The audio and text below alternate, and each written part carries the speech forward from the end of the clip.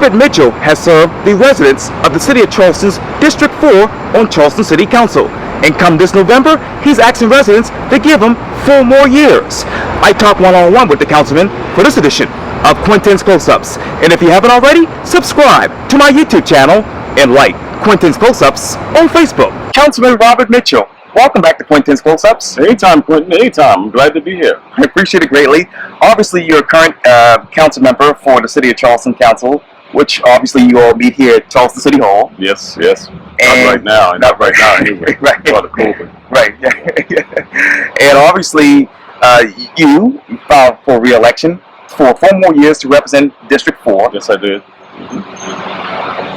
Who is Robert Mitchell now versus, say, 20 years ago? Well, Robert Mitchell is the same person he's always been. A person that's in the community, trying to be a leader in the community, trying to inform the community of what they're living in the city of Charleston, and what the city of Charleston is all about, and the politics of the city of Charleston. What are the politics of the city of Charleston? Right now, the politics of the city of Charleston is trying to do more affordable housing, trying to get a curb on crime that's happening in the city of Charleston, and hope that everybody would work together to make the city the best place to live. How does District 4 work? District 4 is a large area, which you know, and I'm there at all city council meetings. Actually, I have to attend that, but also all neighborhood association to find out exactly what's incumbent in that particular area, but also to find out what's the problem that they encounter. And my job is to try to get it resolved if I possibly can. And I'm working with the neighborhood association, working with the community, and doing those things, and working with community, with the young people in the community, trying to educate them to what's happening in the city of Charleston, educating them to the politics of the city of Charleston, and also trying to work with everyone. White, black, blue, green doesn't make a difference. I'm only a servant of the community for District 4 and the city of Charleston. What are the politics? Okay, you said the politics of the city of Charleston. What are the politics for District 4? The politics of District 4 is having more affordable housing. People need more affordable housing to stay on this peninsula. The city of Charleston on the east side have changed a whole lot in District 4. So District 4, the people are looking for more housing that's affordable, and talking about the drainage system, which is the flooding on the area that east side and every place else around here. So everybody's really looking at the flooding area in the city of Charleston, and I have included the east side of the city of Charleston in the flood plan. So they'll also be working with the particular area on the east side with the flooding. Right now, I have also had them to go out and do some what they call maintenance of the different drains on the east side, and that have been done. So that could help out a little bit until we get to the point that we can start doing the drainage system. And I want to get back to that in just a minute. Okay. But let me ask you, how, I know obviously you cover a lot of areas of District 4, but let me take you to the east side. Correct. How has the east side improved under your leadership? Well, the east side improved a lot. If you look around the east side right now, you have a state-of-the-art pool that would have been renovated by the city of Charleston. Millions of dollars. And that's a state-of-the-art. Everybody's using that pool for swimming and everything else. That's the only pool that can do that around here in the city of Charleston and elsewhere. Then you also have the Junior Buying Center, that which we put $3 million in that particular building that people can utilize, and can rent spaces for wedding receptions and birthday parties and things like that. Then you also have the South Carolina State University, which is a historical African-American university this is the first time they have presence in the city of Charleston, and it's a beautiful building which is located on the east side. This to show the residents there that, hey, we are still here, and we are still doing some things here to try to let them know that, and the young people know that, hey, we are still in this particular area on the east side. I'm going to get back to that in just a second, but if you win, how will the east side improve under your direction? Well, right now, I'm proposing, we have already voted on another affordable housing if we need, which is the James Lewis Complex, right? Which is going to be another 64 units that's going to be there on the east side, right on the east side, right on Lee Street. And that particular 64 units will also include having an incubator on the first floor. We're proposing to teach African-American young men to learn businesses, and when they leave that particular incubator, they should be able to go out and open a business because they'll know all about it. Also, you'll have a small restaurant there that people can go and do carry-outs and they'll have like 3 or 4 tables on the outside. They can sit and wait on their orders. So these things are all coming on the east side, along with whatever else is happening on the east side, with the developments that's happening on the east side, like on Morrison Drive, which is going to be a small hotel there on Morrison Drive that people can go there and it'll be a hotel that they can be able to afford. It's not going to be the high-end hotel that we see downtown so far as price-wise. What is the price right now for a hotel in Charleston? Ooh, the hotel in Charleston prices can be up to $1,000 sometimes. It's according to where you go. You got the Hotel Bennett there. We have the hotel. You also have the Hotel Dewberry, right, which is located there, and they're really expensive. Because my daughter is getting married, and she's going to be staying in the Hotel Bennett. Yes, and I know the Hotel Bennett is the young male. The males will be staying in Hotel Bennett. The young ladies will be staying in the Dewberry. In the Dewberry. So when you look at that, this for 2 nights, Friday night and Saturday night and second on Sunday, you're talking about over $2,000. So you can see the rate of hotels in the city of Charleston. But that particular hotel that's been proposing building on the Morrison Drive, it's going to be lower than that. It might be $200. It might be $175, $150 per night. So that's something that can be affordable, that people wouldn't have to go downtown and you can afford to stay right there. But with that affordable housing, or actually hotel, how will this affect the people living on the projects? Well, the people in the projects, they have contacted those people that are living on the public housing. The people in the public housing came to me first and said, look, Councilman Mitchell, we approve of what's happening over there. They have also purchased the property and retain the property from the state port to give the east side residents and other residents access to the water, that they can go shrimping, crabbing with the boat and everything. And that's something that was not even in the plans. They're building sidewalks, for the residents of the public housing. Those are the things that the public housing residents asked them to do, and they're doing those things. So the people in the public housing says, okay, we're satisfied with them. Look what they're giving us. Anybody else come in the community, they come and tell us they're going to do things, but don't do it.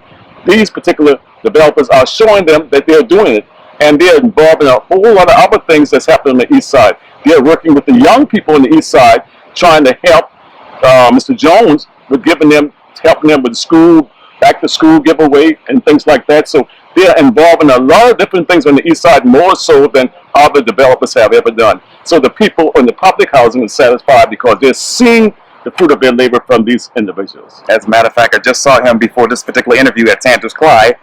But will those promises be there for those people when they come back? If in the public housing realm, like a lot of people call me and say, Mr. Councilman Mitchell, the housing authority is doing best and so. City of Charleston do not own the housing authority. Right. The housing authority is a separate entity. Sure. It's the housing authority of the city of Charleston. So when you got to circle that "of," that means a big difference, because the housing authority have executive director and a board, the same as we have a mayor and city council. Right. Now the only thing that we do so far as the city is concerned, if they put a bond, we have to sign off on it.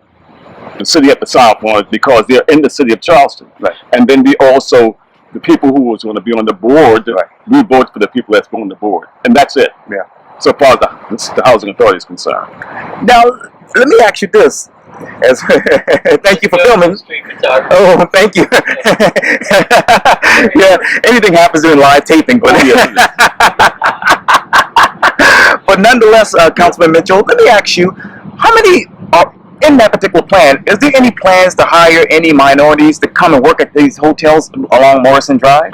Okay, the hotel in Morrison Drive, he's going to reach out to minorities and try to get minorities workers there. But the problem is, in other entities that we have, all the developers on the east side, I try to inform even these local developers. When you go there, they want you to be bonded and have all the different credentials. Some of them do not have it. Another thing is that since Burke High School, where I graduated from, lost all the trades. So a lot of young people now don't even have the trade when they come out, and these developers coming out to do the work, right, they can't get anyone qualified. So that's something that we have to look at differently, because they have to go to those particular entities to be hired. And if they say they're not qualified and they can't do the work, what can we do? We can always ask them to make sure they have so much minorities hire so much minorities from the community where they're doing development. And they try that, but we can't make them do it. But we ask them, and they're doing that because that's one thing that City Council always asks. So when I always ask, is if anyone doing anything on the east side of town, try to hire locally from the community if it's possible. And I know I want to get back to the east side in just probably 30 seconds, but obviously you cover a lot in District 4. What else are you doing in Elliotsboro, Cannonboro, Rosemount, Bayside? Rosemont, we just had a meeting at Rosemont the other day pertaining to the wall that they're proposing coming all the way through the city of Charleston. And we had a big, we had the people from the state and from the DOT and all that explaining to the residents there, and I was there. Right. And one thing with me, I attend all my neighborhood association meetings, all of them, they'll tell you that. And to make sure that I'm knowing exactly what the neighborhood is looking for, what problems that they're encountering, so I can try to even solve those problems if I possibly can. So even at Bridgeview, I got with the new owner of Bridgeview and spoke with him, and at the beginning, we were trying to buy it because we didn't want to lose all those units there in Bridgeview. We didn't want to lose all those people there that's, really is on the low income side. We didn't want to lose them. That's a lot of people. You talk about 325 units, but that's more than 325 people because you got kids and you got sometimes husbands and wives. Right. So we put in a bid for it of $32 million, and we're going to pull back $8 million for renovation. But these other developers had more money than the city had. They probably bid $50–60 million, so they have purchased it. So what we did, I'm the chairman of the Community Development Committee, which is one of the most powerful committee in the city of Charleston. Right. Anything but housing come through that committee. Anything but dealing with developing come through that committee that I have to get it approved. So what I did, I said, look, if you all go back to HUD, keep Bridgeview the way it is, we will permit you to go and build some high-end housing in the area behind the community center that you can recap and have fair housing market rent on those particular units.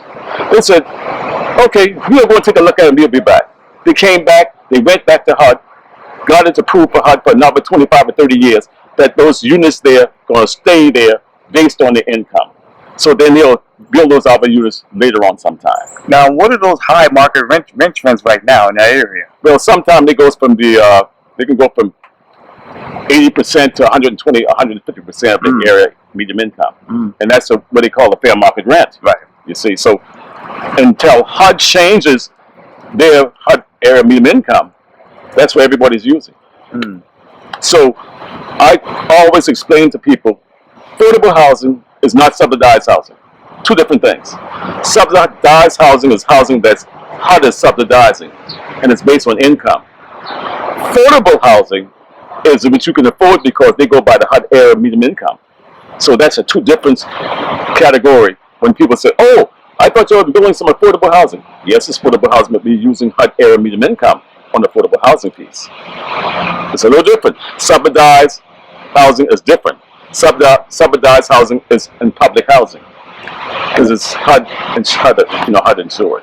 Now, why aren't we seeing more subsidized housing on the east side? Well, HUD is not getting into subsidizing anymore. Okay. HUD is pulling out of subsidizing. If you know the Housing Authority, right now, the Housing Authority has received almost zero funds for renovation. So the Housing Authority themselves have to get money from people who paying to keep those buildings up, to keep those buildings renovated and things like that. So that's the difference. So HUD is not giving all this money as we knew HUD years ago. HUD is changing. So that's the problem we're running into. So all the Housing Authority nationwide is going under the RAD program, which is what they consider as a rental assisted program, that all units there is not subsidized units. Now, well, how many will be affordable and how many will be actually subsidized? Well, that's one thing you don't know. HUD always say 1 for 1. Now, a lot of the young ladies and gentlemen that live on public housing, they're receiving what they call Section 8 certificates or Section 8 vouchers to move other places so they can get these units empty, if you may, so they can start doing renovation. Now those same individuals, once this place is renovated, they can come back and use their Section 8 for those units that's not subsidized. Because those units are what they call fair market rent. So they can use their Section 8 on those particular units if they deem necessary to come back. That's what they're saying. Now, That's what they're saying. And I have to ask, it's a stupid question, but will the rent today be the same at that time? You don't know. See, that's another thing now, because the housing authority is still going to go by what they call the HUD area medium income. They're still going to use that. So if they come back with this Section 8, those Section 8 going to probably balance out to the same rent that they have that's not subsidized. The units that's subsidized, they can't use Section 8 for those units. You build units that's unsubsidized that they're going to be able to come back to. And how many of those are on the east side? A whole lot of them. Because you talk about Meeting Street Manor. Oh, yes. It's a big project. He's talking about the units on Drake Street, Wag Square. Yes. So it's a lot of units. The units that's on Hughes Street, 275 Hughes Street, will be torn down. But HUD say 1 for 1. So it's 12 units there. I think it's 12 units or 26 units, whatever it is, I can't remember. But those units have to be replaced. So when the housing authority build all these units, the 64, 84 units they're going to build, they have to replace those 12 units and still have it as based on income. They have to, because HUD said 1 for 1. What's the income around there now? The income right there now is people could be working in the hospitality area. They can be working on a job and still pay subsidized rent, but it still be lower than the rent that's out here, $2,000 and $3,000. You see, so that's the case. So the same thing if I've been working. I could stay there, but I might not be receiving a subsidy. I'll be paying the fair market rate because I might be over the HUD guideline. Because HUD have a guideline they have to go by. Now, many years ago, there was talk that new hotels near the east side would eventually hire the mostly black population at the time on the east side. Currently, Councilman Mitchell, we don't have the demographics to match that in hotel employment. Why is that? Some of the people figure that they're not making enough money in the various hotels. The salary-wise, some of them, and some of the hotels, they do their hiring practices, and when people go there, they have things on their credit, things that they have been incarcerated, whatever the case may be, and the people don't hire them. So there's nothing we have that we can make them do it. So far as the city is concerned, we can push to ask them, and then employ them to hire from these particular local municipalities or local areas on the east side as such. But that's what we do. We try to. Like even when they finished the Gilliard, that was the largest minority participation that was there in the city of Charleston. And they had the minorities there. So when you're looking at, they said minorities, people say, oh, minorities, what does that mean? We talk about African American. Okay, African American falls under the minorities, but some people looking directly as African American. So we push it. All the developers that happening on the east side, I advise them and ask them to hire locally. I ask them to hire locally. I ask. But then the people go. I said, now when you go there, you have to qualify for it. I can't do it. You have to be the qualification and meet their guidelines for qualification. And let me turn back over to crime. You said that you're working very hard to curb the crime. As you know, 5 people were shot on the east side recently, and unfortunately, 2 people passed away. Correct. I was out there during that night when the shooting happened. I was called. Every time a shooting happened on the east side from the time I was on council, they'll call me. I don't care if it's 2, 3 o'clock in the morning. I'm out there. I get out my bed, put clothes on. I'm out there to let the community know that, hey, I'm there. I'm there for them. You know, and I feel it's saddened, and I can feel the mothers, the kids, you know, the sisters, the brothers, the uncles, the cousins, whatever. I can feel their hurt. Man's not what these young men, young ladies involved in. That's a death. That's a life that's gone. Doesn't matter to me what is it. It's a life that's gone. They are not coming back. So you see so many mothers crying. You see so many kids crying. You see, so then these things, you know, we as a people, and the people are doing it has to stop. They have to stop. They need to put these guns down. But now we open up a can of worms when we have the governor have passed and approved, along with the state legislative and the House of Representatives have passed this law dealing with open carry. How is the police department going to be able to do their job with open carry? I don't know. I'm afraid of it. Truthfully, and that's just my opinion, But I'm afraid of it with the open carry bill. That will happen pretty soon. Now, what type of resolution would you craft here at City Hall to try to curb that? There's nothing we can really do to curb it because it's a state law. Right. And once it's a state law, it supersedes anything we as citizens of the city of Charleston do. Now we can put something in law that you cannot carry a weapon into any city building. Okay. We can do that. Are you? Oh, we're gonna do that.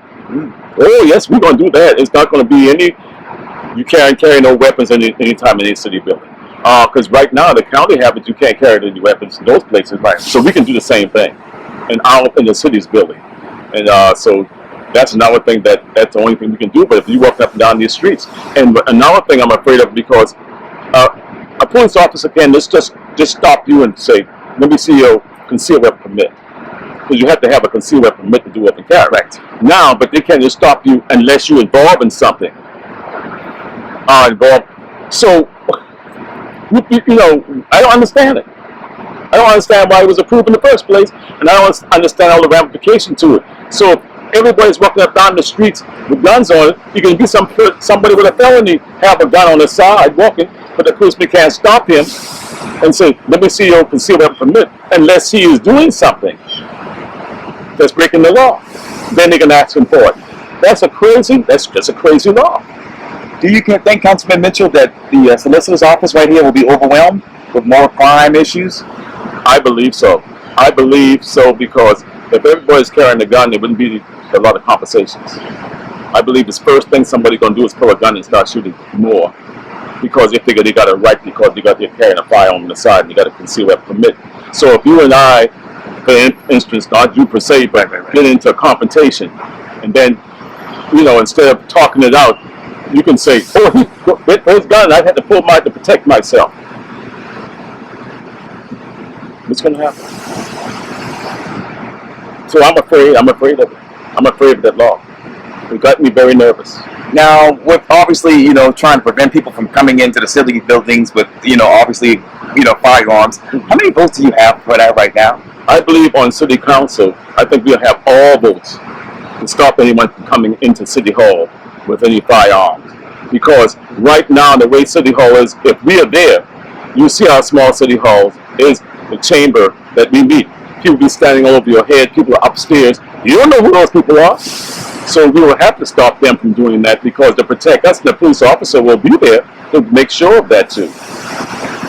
I'm going to get back to that in just a second, but, you know, obviously, you know, you told me that you want to let the young men out there know that your life that you're actually dealing with is very precious. Your life is precious. How is your message resonating with those kids?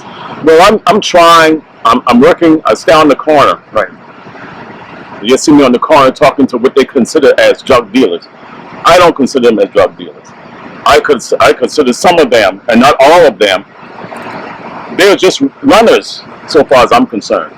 The drug dealers are the one that's bringing it in here. Because they're the big people that bring in with the planes, the boats, and everything. They're the big drug dealers. And they pass it on to the small people that assimilate these drugs. So everybody sometimes you see stand on the corner is not selling drugs. They're standing on corner talking to the individuals because they know them, they grew up with them, but everybody's not selling drugs. So I'm standing on the corner, but how can you get anyone to change some of the things they're doing if you cannot conversate with them? I can. Nobody else can walk up to them and talk to them that way. And you talk about obviously growing up. A lot of people grew up on the east side and living there for 20, 30, 40, 50 years. And there's a big talk now about some of the people the new people who are moving into this area who are complaining about the people sitting on Hampton Square Park and actually sitting on Aiken Street, where they've been sitting down there for years, watching basketball, sometimes, you know, drinking liquor, whatever. How has this changed? How did we get here? How can the new people have a conversation with the old people? First, I always tell them, I said, the trust factor has to be there first.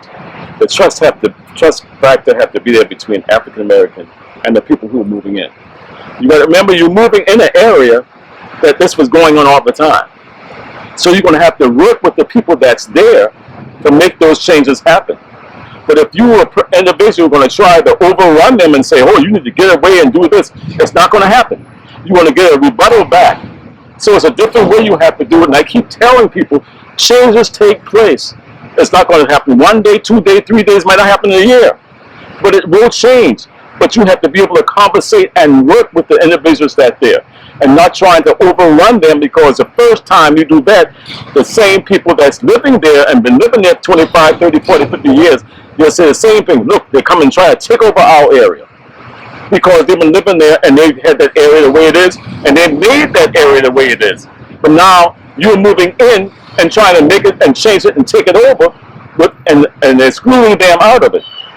That's the problem you have.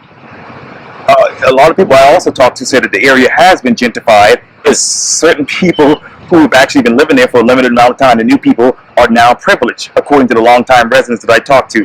Why is that the case? Because in the area, we had senior citizens, Yes. older people that died and left homes to our children. Right. And some of them say, oh, I'm not coming back to Charleston, sell the home. Or no one fixed the property up, the property goes down, property is condemned, others buy it. So all these things are a factor. When I used to go over on the east side in the 50s, in the 60s, nothing but African Americans. You see the elderly people up there sweeping the streets. Sure. To keep the streets clean, to keep the trash from going in the drain. That's the way it was. But they're gone. So the kids have the place, and the homes were left to them free and starting free, paid for. Families need to work together so we can keep some of the things that we have that our foreparents left for us, and stop fighting among themselves and giving it up. And as you know, there are complaints about certain people who have been on the east side for a limited amount of time. What are the current complaints that you've been hearing about these certain people? Well, in the community, the things I heard that they're trying to run them out of the east side and take over the east side and not working with them. That's what I heard from the people in the community. These people are moving in here and figure they run everything and they want to take over. And that's not going to happen. And that's why you're getting this rebuttal back between the blacks, African American, and the whites on the east side. My job, I told them, I'm a council member. Right. I have to work with everybody. Sure. White, black, green, doesn't make a difference. Right. Because that's the oath I took. I'm the representative of District 4 for everyone. But now I'm going to speak and try to bring this thing together. We had various forums. We had one at Second Presbyterian Church. Right. We had one at St. John's Mission. Right. I think there's another one we had, I think it's a Trident Tech. Sure. Bringing everybody together, Right. and see if they can work out these differences so they can come together as one to make this area, the east side area, the best place to be if they work together. You're not going to agree on everything, but you can work together and compromise. That didn't happen. So how much more, what more you can do if they're not going to work together? If others don't want to come and see them, the first thing they're going to ask, how long it's going to take? It is what it is. How long it's going to take, I don't know. You know, but it's changing. The east side has changed, but you all can work together more. You're not going to agree on everything. That's not what it is. That's not what it's all about. But you can work together and make things better. But if you're going to overrun the people that's there and disregard them, then you get a rebuttal, you have a problem. Then you're going to have a split community, which you have now, in my opinion. And as you mentioned earlier, a lot of the people actually have, been sweeping for a long time over there and picking up trash. Coffee houses are popping up all over the area. Tours are popping up. How does the city protect these people who've been doing this for all these years? Well, see, most of those people who were doing those things have died out. You have one lady still doing it, and she lives on American Street, and she was a school teacher. I can't remember the name right now, and I should know it, but she's still doing that same type thing. Miss Flowers, Flowers, and she's still doing that same thing. And you see a few of them, but they're the older one. You see the older one. You got some young people that's taking initiative to do that, but most of the older, the senior citizens are doing those type things. And they're looking around and say, "Good God, look at the changes." And then you have others that move in, might have been there 1, 2, 3, 4, 5, 6 years, and they figure, and some of them figure that they own the area. That's not going to work. You're going to cause problem, and that's why we have the problem. On the east side, you have one neighborhood association, Right. that the city Right. recognized. Right. This is the ECDC. Right. You had people on these different committees, if you may, on the board and as a secretary. They resigned from the secretary and they resigned from the board. Why? They say these people is not going to let us get anything. These people not moving quick enough for us? It takes time. They said how long that time is going to be. It is what it is. It's going to take time. You move over here and notice and know when you move over here what was here. So when you move in the area and you know what's there, you work with what you have there and work with there and try to make the changes among each other together. And that's the only way it works. And there are some rumors that a Columbus Street Starbucks might be coming to the area. How will this benefit the poor people? I really don't know. I just heard about it. I heard about it because I think it was mentioned, but I don't know where it's going and where area it's going to be because it hasn't come over to me yet.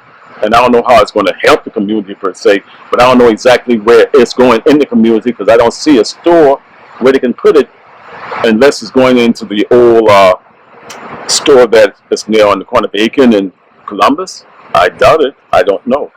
See, I would have to find out exactly where it's going to be because I don't know a store where they can put a Starbucks directly in the community, if you may, on the east side. I don't know. Is that an explicit form of gentrification? Well, if the place is empty and the store is sitting there idle, somebody can rent it. And if it's zoned for that purpose, zoned commercial, how can you stop it? In essence, a zone that its business can go there. Right. Okay. Right. Because it was a store one time before. Right. So that's a hard thing to stop it, you know. And the community would have to get together and try to fight it if they don't want to see this happening. But I don't know if they would stop it. It might and might not, because they hear a lot from the community. But you have to come there together and come there, you know, with your numbers, with the people coming, not no 2 and 3. You got to have numbers. And how do you, Mr. Councilman, speak to the hidden population who are really afraid to be written about in a local newspaper or fear of retaliation from certain people who just moved there? They call me sometimes, and sometimes I don't hear anything from them. I'm there. They know I'm there. But a lot of them figure that they can do it themselves. Mm. And I just stay and wait idly. I'm the council member. I'm there. My number is public. Right. My home number is public. Right. My mobile number is public. My house number is public. Because all that's on my business card. Right. Right. So I'm always accessible. If you call me, I will get a call back. Any neighborhood association you call, they'll tell you, if you call me, I will return a call back to you within that same day. So I'm always accessible because I don't have a job. I don't have anyone in the house except me. You're retired. And right, so I can get out and I'm in the street all day. I'm out in the community 12 and 1 o'clock at night. A lot of other people can't do it. I'll be out there because they say they're afraid. But I'm out there. I have a life too. But I can talk to the young men I see in the streets. Like, hey man, we got to change this. Yes, OG. They call me OG. They call me some call me Mr. Councilman. Right. They call me this. Names do not hurt me because I know who I am. What is your biggest accomplishment for District 4?